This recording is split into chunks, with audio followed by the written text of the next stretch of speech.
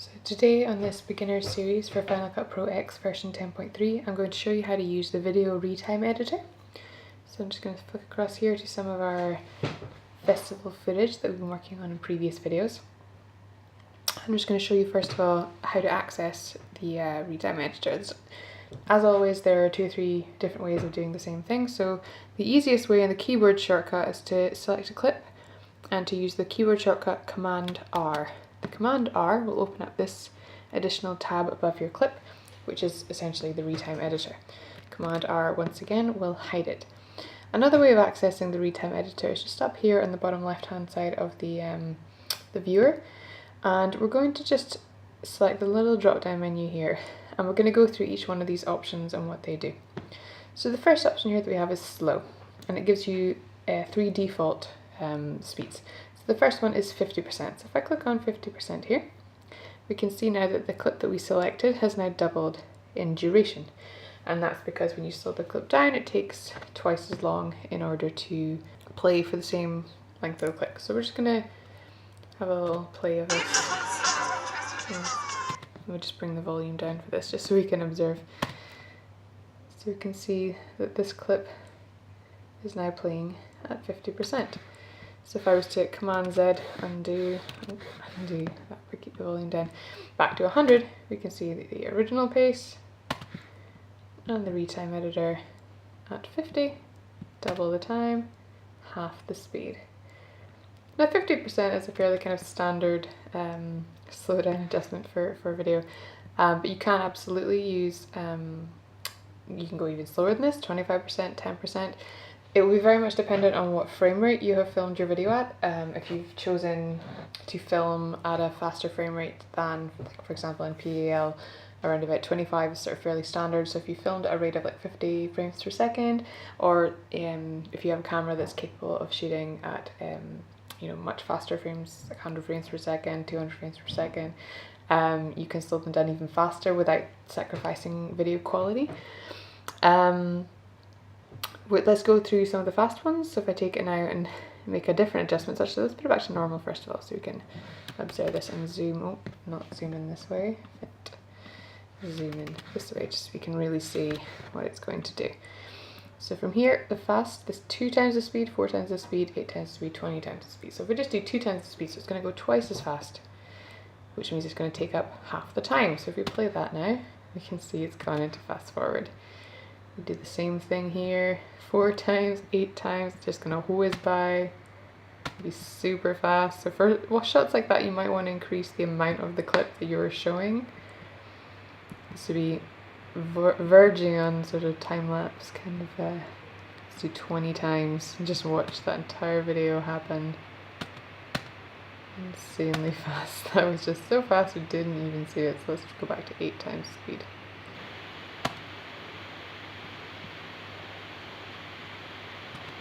So we now see that it's happening extremely quickly. And so let's just pop this back to normal. There we go. And now of course we have a huge, back to my original selector, we have a huge range that we're now showing. Continuing above this clip here, so let's just go back to our Retime editor. So the normal is normal, now we have Shift N is the shortcut for that one as well. You can also put it back to normal with this little drop down menu. Back to normal 100% at any point. The hold function, now so wherever you want to have a hold, it has to happen wherever you have the playhead. So if you have, for example, a moment here where it's just about to catch something, maybe there, that'll provide a moment of hold wherever the playhead happens to be, and by default it's 2 seconds. If we go here and click on hold, it's going to give us a 2-second hold. So let's just play that. And then it continues on for the rest of the clip. You can, of course, change the duration of the hold, so it can be a different number of seconds. Create, there's lots of different options there. Well, way too much for those. So then going back again, we've got blade speed. So blade speed, what it does is it cuts the sort of the speed Retime editor in it could be in half or it can be in quarters, but basically wherever the playhead happens to be, it's going to give you a moment to make 2 different speed adjustments to the same clip. So if I blade the speed, we've now got, if I zoom in, a Retime editor here and here. 50%. Normal speed, and then it slows down. Normal. If I draw the eye, you'll see it even more. There we are. Now by default, again, what it also creates is this, which is a speed transition. So if I double click on this, it gives us a couple of options. First of all, you can get rid of the speed transition if you want, so it just cuts from one speed to another slightly more abruptly. So if I do that, just allow that to extend the speed quite sharply, adjusts, and do all of that there. Go back to here. You can also edit the source frame, so the frame at which point the speed starts to change. So that's essentially the point where you kind of bladed the speed. You decide actually that's not where I want the speed to start to change from, so you can click edit. This little film strip will appear, so you can click drag here, and that will decide which frame the speed adjustment happens on. So if I play this back now, so that might be slightly later, or slightly earlier.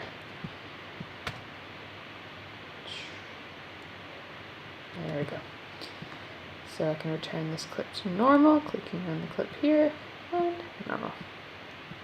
So let's continue back down here. So custom here is just basically you can choose, you know, the exact percentage, if it's forward, if it's back, how long that happens for.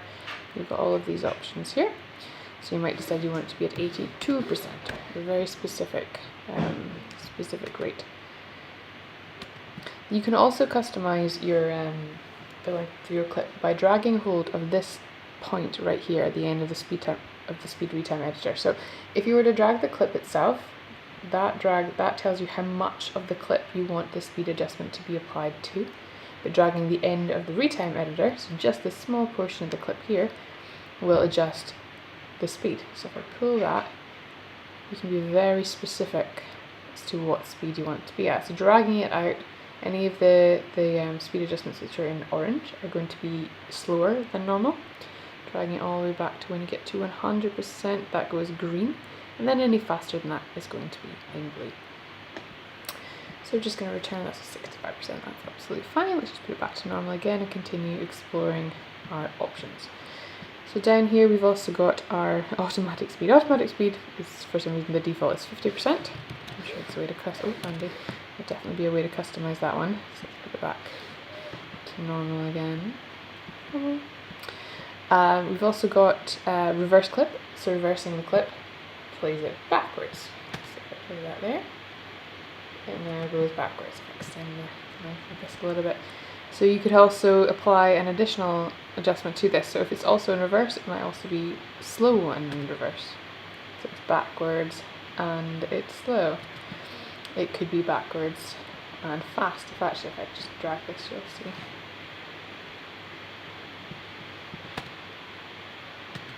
So you can have some fun with these.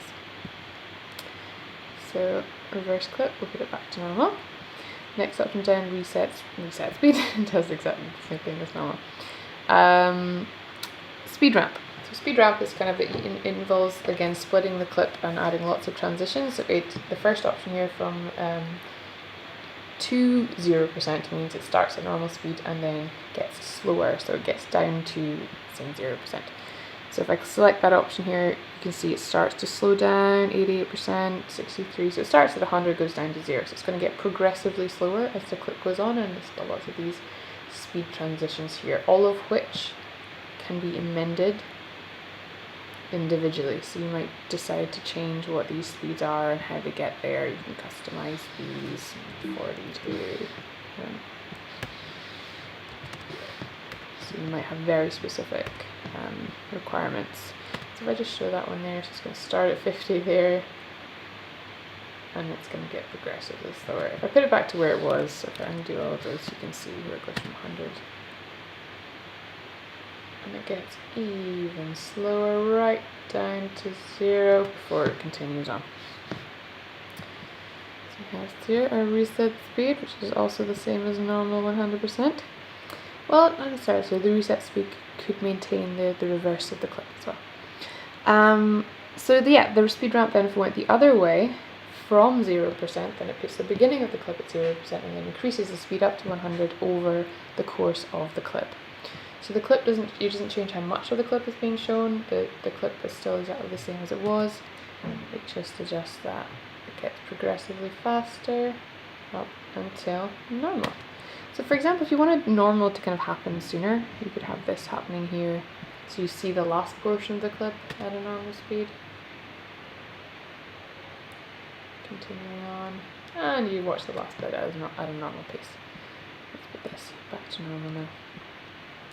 So continuing on down our list of speed retime options, we have here our instant replay. So instant replay, 100%. So it's going to have the same clip again played in replay, and it also adds this upper text descriptor of the instant replay. So it's the same moment happening again. If I undo that and do that at a different speed, so if I have my instant replay, for example, at 50%, so it's like here's the action as it happens, and here's the action from the beginning again, but in slow motion. Instant replay, same moment again. You can, if you want to, this is applied it individually, but you can get rid of the text, or you can amend it and make adjustments to it if you wish. So same action, and then it is again. Again, you've got a variety of different speeds available to you. So the next option here that we have is rewind. It does something very similar. So it takes the length of the clip, it adds a moment where it rewinds back to the beginning and then plays it again. So it's like your instant replay, but instead of just cutting from one to another, it rewinds it and then plays it back. So you can see the duration there is 3 times the length because it rewinds at normal speed and then goes to 100. So we have our clip. It rewinds it back at the same speed as it played and then goes forward again.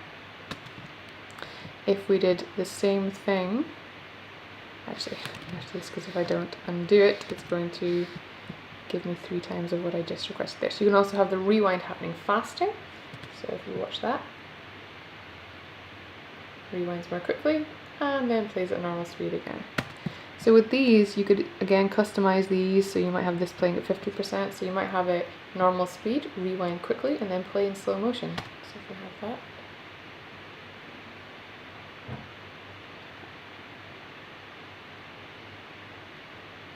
So any of these options can be used for dramatic effects. Let's just pop this all back to normal again.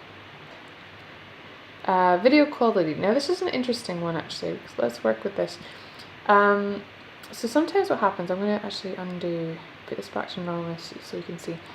If I was to apply a very, very slowed down version, so if I take, for example, 10%, which is going to be particularly slow, and it's going to play very slow because we only have, again, 25 frames per second. So when that gets slowed down, it's no longer playing 25 frames per second, it's essentially playing 12 of its half, and even more than that. So then you can actually start to watch the photographs playing one by one. So if I just play that here, you can actually see the juttering as it slowly plays one photograph, the next photograph, next photograph, and it starts to become a little bit too jittery. This is why when you're filming, when you want things to look natural at slow motion, you have to film at a much higher frame rate. So if there are more frames available in that same space of time, you can still achieve around about sort of 25, 24 frames per second in the same space of time.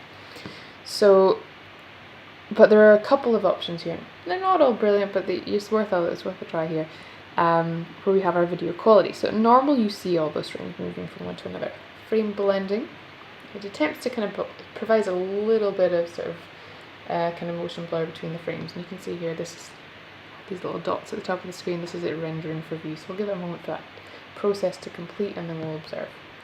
I might even bring this in a little so it's not showing us quite as much. There we go. So you can actually see already where the blends are kind of occurring. You've got this slight motion blur between the actions. So if I play that, it tries to sort of provide little sort of blends and crossfades between frames. But you can still see, if you have a look there, you get this duplication of the image. So let's try another option here, which is optical flow. And this is going to need a little moment to render here. So this is trying to, it's quite intelligent software here. It's trying to sort of blend the imagery, sort of like rewriting the images between the frames. so it can try to play it as smoothly as possible. Now occasionally it can look a little bit distorted, sometimes like with the image stabilization, but it's pretty good most of the time, and can provide some quite smooth footage with some very slowed down frames. Ah yes, you can see the hand, if you observe around about the hand here, the backgrounds are a little bit too distorted at this particular speed. So let's try the same optical blending but around about 25% and see if it's still as distorted. Let's just give it a moment to render. It's beyond its capabilities there. Let's give it a watch. No, that's not too bad. It's a little better. Oh, it's still a little bit of kind of flow type blending there. So sometimes it's not gonna be able to assist. But for certain shots, if there's not a huge amount of movement going on, it can be quite useful. Back down to our list here again. So you can only kind of play with some of these preserve pitch. That's to do with the sound preserve, because you know, if it goes fast forward, it goes much higher pitch. You can prevent that from happening. We're not looking at the sound at the moment, just at the visuals. Yeah, speed transitions, if you have that applied by default, when there are a couple of different transitions, like say for example, if I put this back to normal again, and then if I was to keep this applied, speed transitions, and do one of my speed ramp, let's do speed ramp actually, see what happens here. So it applies these transitions between speeds automatically. If I was to undo that, don't apply speed transitions and do the same thing, then it just jumps from one to another. So if you want that kind of smooth transition between speeds, you would maintain them. If you didn't want that, then you could just deactivate your speed transitions. And then we have here hide retime editor, which is the same as our command R to open and close. Another option you can use is to use the range selector. So a lot of these are kind of quite applicable anyway here, but you can use the range selection tool. So if I hit R for range selection, and then I just drag a portion that I want to make an adjustment to. If I then go here again, keeping my speed transitions, and apply a speed, let's say 25% to this portion, it's only going to make a speed adjustment to that particular selection. Let's make it a little bit faster. Let's put it to, 50%. So we've got normal speed, and then suddenly slow motion, and then back to normal again. So your range selection can also let you be quite specific about where you want your speed applied. And then similarly here, if I have this moment, I can edit my source frames. If I decide I don't want it to be quite as long as that, edit source frame. So I just want it to be this small section. Normal. And then it slows down just for a moment. So you have all that kind of range available to you to play with. So that essentially is the Retime editor. It can be particularly fun for a video like this one that I was creating here, which is just a you know, a sort of music video style where you just kind of like have some interesting background music and you're sort of playing the images. So playing with the Retime editor can be particularly fun.